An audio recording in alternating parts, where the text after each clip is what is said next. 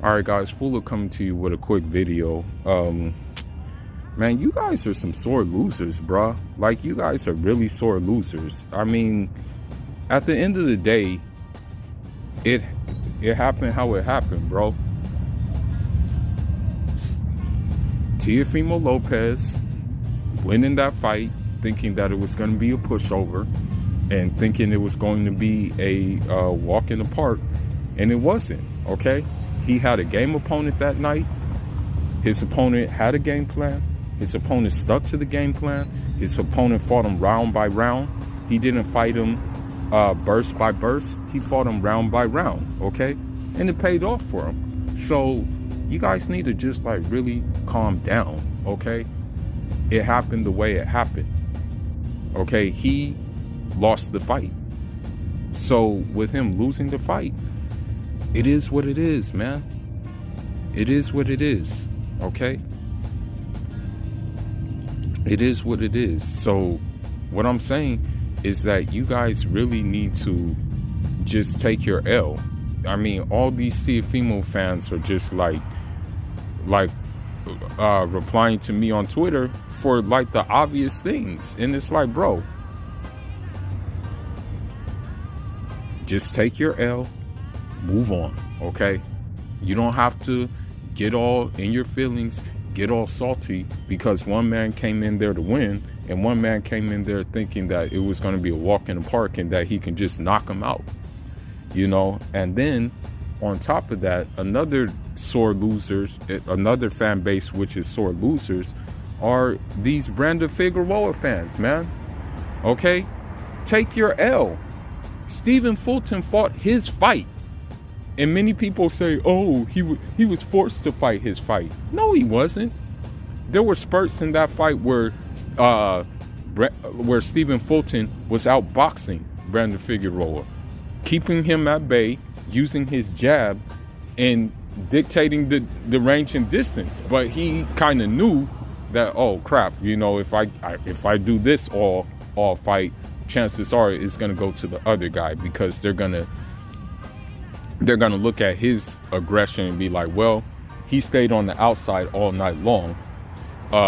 So I'm not going to be able to, since he didn't like engage with him, then we're going to give it to him. And that's what he probably knew. He was like, oh man, like if I stay on the outside, then chances are I'm not going to get the decision. So let me like just go in the field and do my work. And that's what he did. So if he did that and did it more effectively, how can he not win the fight? Okay? Here's the thing about the fight anyway, is that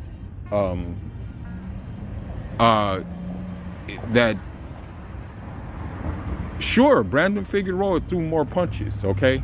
Brandon Figueroa threw a lot more punches and bunches, but were they landing? That's the question. Like, were those punches landing? And another thing about it is who landed the more effective punches? That's the real question. Who did you see's head go back when they were fighting? Another thing we have to ask ourselves is whose face was pretty much ready to go to the club and whose face looked like they were ready to go get a makeover or something like that. Brandon Figueroa's eye was nearly shut in that fight. And then Brandon Figueroa had the audacity to say, oh, well, he was running the whole fight. I knew he was going to run. Did he really run in that fight? Did Stephen Fulton really run in that fight, or was he in his face most of the fight? And mind you, Brandon Figueroa, because his boxing skills are limited, he made it harder on himself. Anyway, here's the guy who has the longer reach, okay? Here's the guy who has the height advantage. But here's the guy who smothers his work. If he knew how to box better, then he wouldn't have to do that. And he possibly could have outboxed Stephen Fulton because he had the range, he had the reach advantage and the height advantage. But that wasn't his plan, you know? So he's mad that his heart got broke. And a lot of his fans are, man, you fans are like, You fans are like, kind of like, I don't know how to explain it. You guys are lightweight beta. You know, if I like a fighter, I can take my L, man.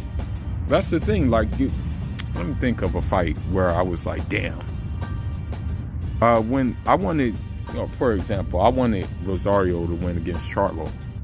I took my L, man. I gave him respect. I'm like, respect to Charlo for doing what he did.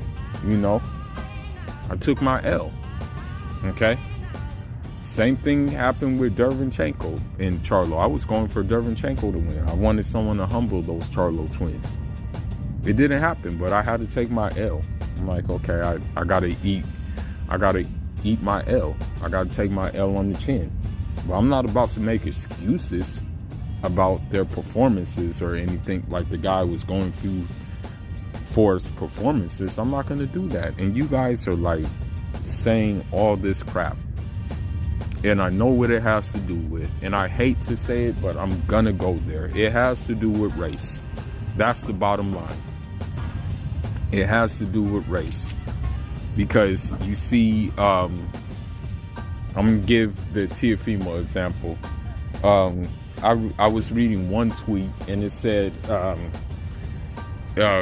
when Teofimo was pump faking Undisputed with Canelo when he had his belts next to each other with Canelo, one tweet said these two are fighting white supremacy. But I'm like, okay, you guys practice white supremacy. We're not going to talk about that. You Latin Americans practice white supremacy who are Blanco and Mestizo. You guys practice it against mulattoes and Afro-descended Latins, so I don't know what you're talking about. And I put that as a reply on the tweet. I'm like, you guys practice white supremacy though, but we're not going to talk about that. You know what I mean? I see it every day with these comments against like Jaron Ennis, Demetrius Andre, Devin Haney. I see all indications of white supremacy against those guys. You know what I mean? But they have the nerve, the audacity to just say when Teofimo and, you know, Canelo defeat Caucasian fighters, oh, they're fighting white supremacy. Get the hell out of here, man. For real. Like, you guys are corny. And then, and that's really all I got to say about that, man. That's all I got to say about that. Because, please, if it was brothers that beat Teofimo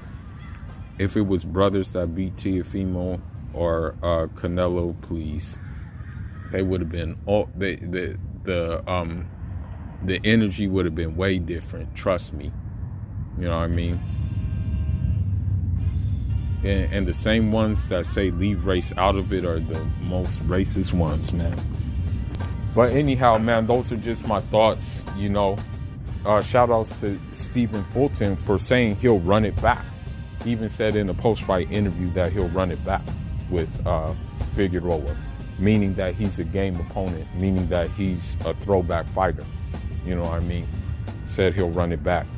But Figueroa was still in his feelings and stuff like that. And one note I want to add is Teofimo was so in his feelings that even it's crazy that even after the fight, I didn't know this, but even during the post-fight interview with Kambosos, Teofimo was in the background doing backflips, and I'm like, what the hell? Are you serious? But anyhow, man, that's all I got for now. We got 2 fights coming up. It's going to be the same thing in this fight too. I guarantee you, if Devin Haney puts on a clinic against Jojo Diaz, it will be the same thing. So I'm already prepared for it. But anyhow, fully signing out. Unjarama. One thing I forgot to say is that unlike fans of the sport versus fans of nationality, I don't go to a boxing match and say like my country's origins. Like, for example, if I were in like watching a Demetrius Andre fight, I wouldn't be like Cabo Verde, Cabo Verde, Cabo Verde. I wouldn't say that. I wouldn't say Santiago, Santiago, Santiago. I wouldn't do that. You know what I mean? But it just seems like, for me, that every time a Mexican fighter is fighting, is Mexico, Mexico. And like, you don't hear that when it comes to, like, say, for example, a black American fighter. You don't hear them say black power or anything like that. You don't hear that, because, like, unlike a lot of fans, you know, the majority of us are there for the love of the game, while the majority of them are there for the nationalism. And it's like, man, cut it out. For real. Like, you need to, like, cut it out. Like, for real. Like, because it's like, that nationalism can, you know, take that somewhere else, bro. Like, there ain't no room for that. For real, there's really no room for it. But, you know, I digress. Who was signing out? Jaron.